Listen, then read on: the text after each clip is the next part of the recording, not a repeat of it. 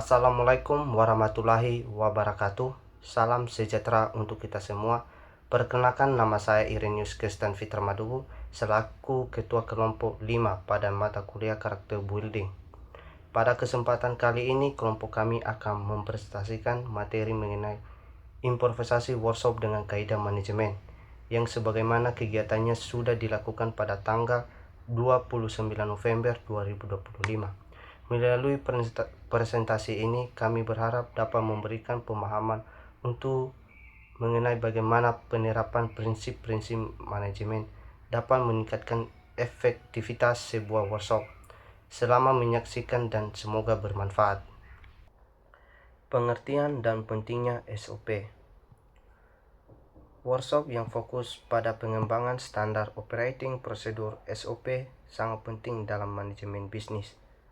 SOP adalah sebuah sistem atau dokumen yang dirancang guna menertibkan, merapikan, dan mempermudah suatu pekerjaan yang berhubungan dengan prosedur yang dilaksanakan secara kronologis guna membantu menyelesaikan suatu pekerjaan atau proses agar efisien, efektif, dan sesuai dengan tujuan yang ditetapkan.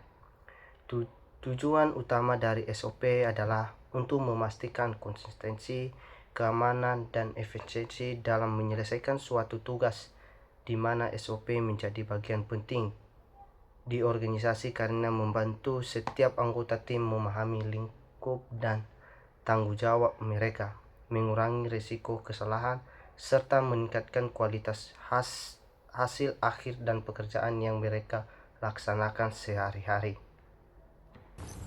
Selanjutnya ada alasan utama SOP perlu diimprovisasi. Meskipun SOP penting, ia tidak boleh kaku. SOP perlu diimprovisasi karena berbagai faktor, termasuk perlunya penyesuaian terhadap perubahan lingkungan bisnis.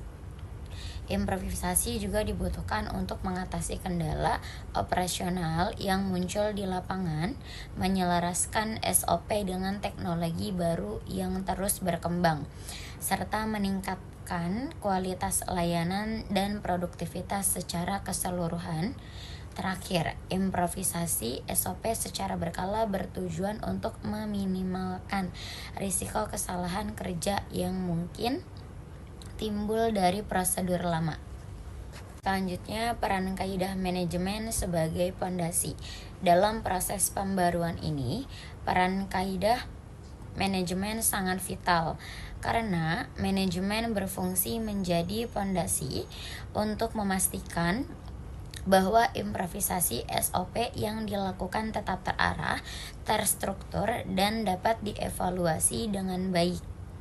Improvisasi yang berhasil adalah perubahan yang terkontrol dan terancana, bukan spontan, tanpa pertimbangan yang matang, dan harus didukung oleh budaya organisasi yang menghargai baik kepatuhan maupun inisiatif perbaikan. Di sini saya akan sedikit menjabarkan tentang penerapan kaidah manajemen tahap perencanaan atau planning untuk improvisasi SOP. Prinsip kaidah manajemen dimulai dari tahap perencanaan atau planning yang merupakan langkah awal menentukan arah improvisasi SOP. Dalam tahap ini, kegiatan yang dilakukan meliputi mengidentifikasi masalah yang ada pada SOP lama, menentukan tujuan yang jelas dari pembaruan SOP yang akan dilakukan, dan mengumpulkan data kebutuhan operasional dari lapangan. Sekian dari saya, terima kasih. Bagian 5. Penerapan kaidah manajemen tahap perorganisasian dan pengarahan. Jadi setelah penerapan SOP termasuk ke tahap perorganisasian atau organizing dengan membentuk tim pengembang SOP. Tim ini biasanya mencakup owner proses, auditor, dan manajemen yang akan memastikan struktur SOP baru terstruktur. Selanjutnya adalah tahap pengarahan executing, di mana manajemen memberikan arahan yang jelas mengenai perubahan SOP dan menyediakan pelatihan yang memadai bagi seluruh karyawan atau tim yang akan menggunakannya. Penerapan kaidah manajemen tahap pengendalian controlling. Tahap akhir dalam kaidah manajemen adalah pengendalian controlling yang dilakukan untuk memastikan SOP baru berjalan efektif. Kegiatan pengendalian mencakup memonitor implementasi SOP baru di lapangan, menyusun rencana perbaikan berkelanjutan, melakukan uji coba SOP dalam situasi nyata untuk melihat efektivitasnya, dan memperbaiki SOP secara berkala berdasarkan perubahan dalam proses atau umpan balik yang diterima. Untuk kali ini saya akan menjelaskan contoh kasus improvisasi pada hubungan pelanggan atau CRM. Sebagai contoh nyata, kita bisa melihat improvisasi SOP berbasis kaidah manajemen dalam kasus SOP manajemen hubungan pelanggan untuk menangani masalah. Masalah umum yang sering terjadi adalah respon yang lambat, proses yang masih manual, dan keluhan pelanggan yang terus menumpuk. Improvisasi SOP kemudian akan difokuskan untuk mengatasi kendala masalahnya. Selanjutnya, detail aksi improvisasi pada kasus CRM. Aksi improvisasi yang dilakukan pada SOP manajemen hubungan pelanggan ini mencakup perluasan cakupan SOP agar berlaku untuk semua perwakilan dukungan pelanggan dan tim yang bertanggung jawab menangani masalah dari berbagai saluran komunikasi seperti telepon, email, dan juga komunikasi. Selain itu, aksi improvisasi juga meliputi identifikasi dan interogasi masalah pelanggan berdasarkan tingkat permasalahannya, pemberian tanggung jawab yang tepat, dan menyelesaikan masalah yang sederhana dan segera. Faktor kunci keberhasilan SOP yang diimprovisasi. Keberhasilan improvisasi SOP didukung oleh 4 faktor utama. Pertama, pemahaman mendalam terhadap SOP asli, di mana tim yang berimprovisasi harus memahami dengan jelas tujuan, batasan, dan prosedur langkah demi langkah SOP.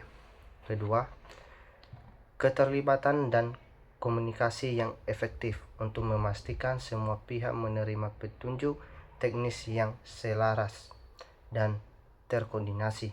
Ketiga, adanya proses evaluasi dan perbaikan terstruktur yang dinamis agar SOP tetap relevan dengan perubahan lingkungan, bisnis, atau teknologi. Dan yang terakhir, secara keseluruhan, improvisasi SOP yang berhasil adalah perubahan terencana yang didukung oleh budaya organisasi yang menghargai baik kepatuhan maupun inisiatif perbaikan. Di sini saya akan menjelaskan kesimpulan dan manfaat strategis. Sebagai kesimpulan, improvisasi SOP yang dilakukan dengan menerapkan kaidah manajemen adalah upaya strategis yang bertujuan memastikan organisasi atau perusahaan tetap responsif, efisien, dan kompetitif. Penerapan prinsip manajemen yang ketat pada proses revisi SOP memungkinkan proses tersebut berjalan secara sistematis dan terstruktur, yang pada akhirnya akan membawa peningkatan nyata pada kinerja organisasi.